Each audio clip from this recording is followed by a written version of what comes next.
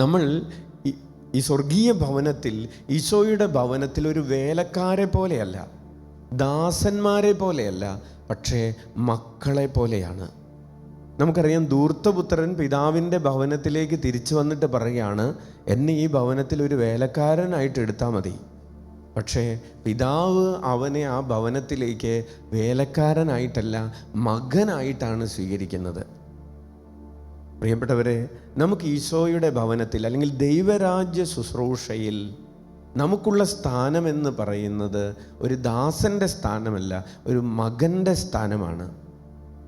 ദൈവവും നാമുമായിട്ടുള്ളത് മുതലാളിയും തൊഴിലാളിയും പോലെയുള്ളൊരു ബന്ധമല്ല, ഒരപ്പനും മകനും പോലെയുള്ള ഒരു ഇൻറ്റിമേറ്റ് റിലേഷൻഷിപ്പാണ്. മുറിച്ചു മാറ്റാൻ പറ്റാത്തൊരു ബന്ധമാണ്, കണക്ക് പറയാത്ത ഒരു ബന്ധമാണ്.